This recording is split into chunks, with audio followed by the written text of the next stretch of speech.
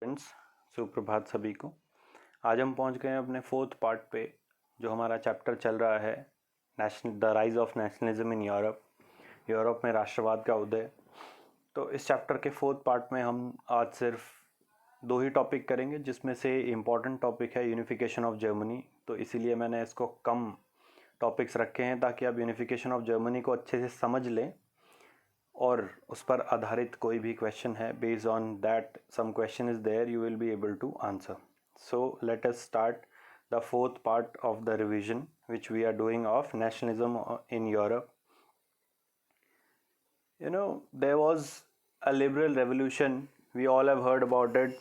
We all have seen in the previous parts of the revision that there was liberal revolution for freedom, for equality, for end of privileges to certain classes of people. But after that what happened? The liberal revolution was suppressed by the conservatives. But they were not totally able to suppress the idea. The idea of liberal nationalism or a nation state has entered into the minds of the common people. So what happened? The result of the February Revolution in France in 1848. So as compared to Eastern and Central Europe, the Western European nations were able to inculcate the idea more of a nation state as compared to the other regions or other nations or other countries of Europe.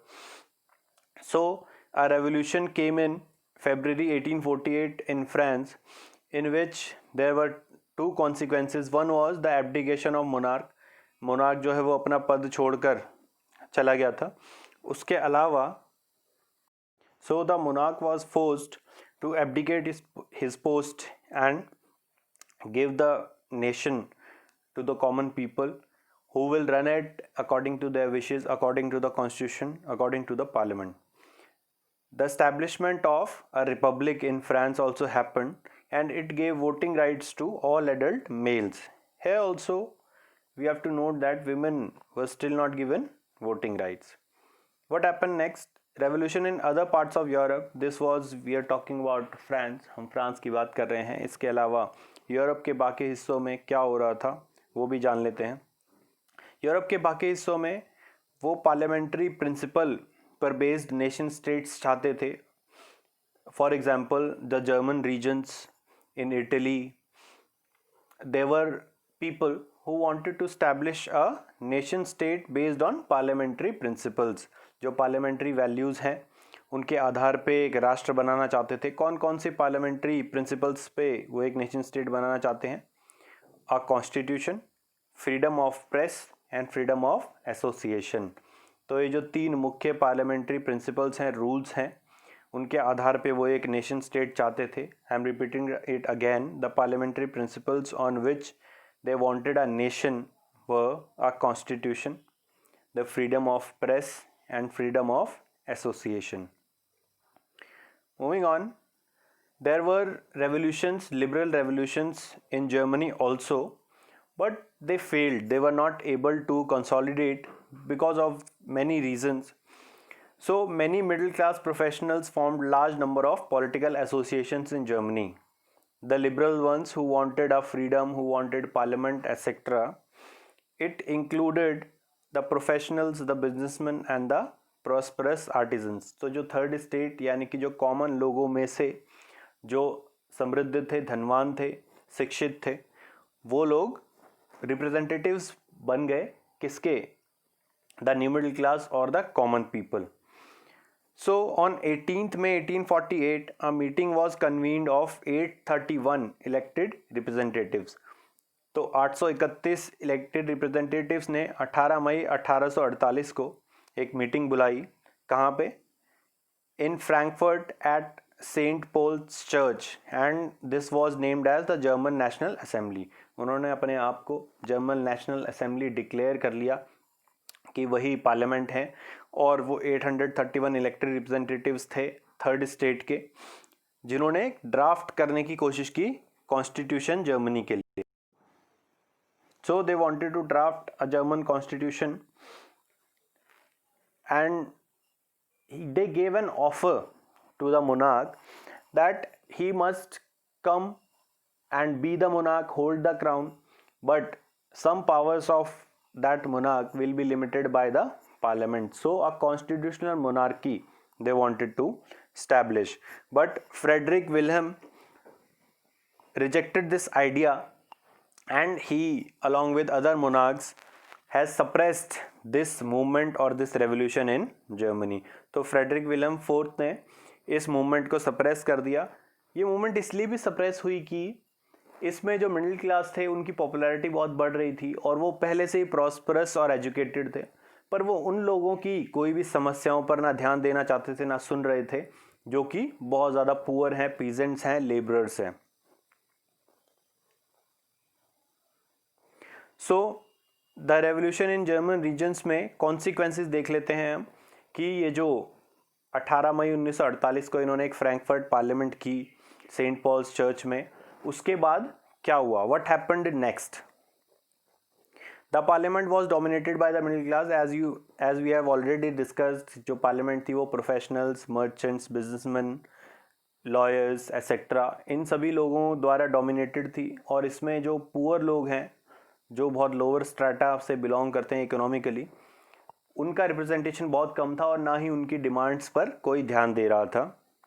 So they didn't pay attention to the demands of the poor peasants and labourers. Therefore it lost support and was disbanded by the troops. तो ये जो association है या जो parliament है, Frankfurt parliament, ये failed हो गई अल्टीमेटली, क्योंकि इन्होंने पुअर पीपल जो मेजॉरिटी में थे थर्ड स्टेट में से भी, उनकी बातों पर ध्यान नहीं दिया. इसका फ़ायदा उठाते हुए जो मोनार्क है उसने सप्रेस कर दिया इन लोगों को, इनकी मूवमेंट को, लिबरल्स की मूवमेंट को. Another reason why this movement has failed was that women were not given any voting और representation rights despite active participation over the years. महिलाओं ने बहुत एक्टिवली पार्टिसिपेट किया इस मूवमेंट में, उन्होंने बहुत सारे डिसीजंस भी लेने में मदद की, परंतु फिर भी उनको ना ही वोटिंग करने का अधिकार था और ना ही रिप्रेजेंटेटिव बनने का. They were only admitted as observers. उनको सिर्फ ये अधिकार मिला कि वो वहाँ पर फ्रैंकफर्ट पार्लियामेंट में सेंट पॉल्स चर्च में क्या हो रहा है वो वहाँ पे देख सके सिर्फ. दे वर ओनली मियर स्पेक्टेटर्स और observers. So finally the monarchs of Central and Eastern Europe granted concession to the liberals after 1848. तो मोनार्क ने हालांकि इस मूवमेंट को, लिबरल्स की जो फ्रैंकफर्ट पार्लियामेंट है उसको तोड़ दिया था, इस पूरी मूवमेंट को सप्रेस कर दिया, इसको दबा दिया, पर फिर भी उनको ये कहीं ना कहीं प्रॉब्लम आ रही थी कि ये जो लिबरल मूवमेंट है, ये जो पार्लियामेंट है, इसने एक आइडिया दे दिया है कॉमन लोगों को. It gave an idea to the common people and the common people will at any time bring a new revolution. तो ऐसी कोई भी और क्रांति ना आए, उसके लिए थोड़े कंसेशंस, थोड़ी आज़ादी, थोड़ी फ्रीडम उन लिबरल्स को या कॉमन लोगों को मोनार्क्स ने दी. Moving on, let us come to the most important part of today's revision, that is the unification of Germany. तो जर्मनी की यूनिफिकेशन, जर्मनी का एकीकरण बहुत ही इम्पॉर्टेंट था यूरोप की हिस्ट्री में. तो इसमें सबसे इम्पॉर्टेंट चीज़ ये है कि जो 1848 में मूवमेंट हुआ फ्रैंकफर्ट पार्लियामेंट के बाद, मई 18 के बाद जो मूवमेंट हुआ उसको दबा दिया गया मोनार्क के द्वारा. मोनार्क की जो मिलिट्री थी उनके, और जो पर्शिया के लार्ज लैंड ओनर्स थे उन सभी ने मिलकर इस मूवमेंट को दबा दिया. और जो पर्शिया के लार्ज लैंड ओनर्स थे उनको जंकर्स भी कहा गया. The large land owners of Persia were also known as Junkers. So here comes the most important person, also known as architect or father of German unification. What he did, first of all he was the chief minister of Prussia, and he carried the process of German unification with the help of the army and the bureaucracy. He played a very vital role in the unification of Germany, politically as well as economically and militarily. सभी spheres में उन्होंने छोटे छोटे जो हिस्से थे, Germany जो different parts में, डिफरेंट किंगडम्स में बटा हुआ था, उन सभी को यूनिफाई किया. उनके लोगों में ये विश्वास दिलाया कि एक यूनिफाइड जर्मन नेशन बहुत ही विकासशील एक आइडिया है और उससे बहुत ज़्यादा फ़ायदा होने वाला है सभी लोगों का. So he along with the military commanders fought 3 wars with Austria, Denmark and France over 7 years. तो 7 साल के कार्यकाल में उन्होंने 3 युद्ध लड़े और इन सभी युद्धों में उनकी जीत हुई. He won all the 3 wars and finally it resulted in victory to Prussia and Germany was finally unified. तो कहानी कहाँ से शुरुआत हो रही है? 1848 में एक पार्लियामेंट होती है जिसको दबा दिया जाता है, पर उससे एक आइडिया आ गया लोगों को.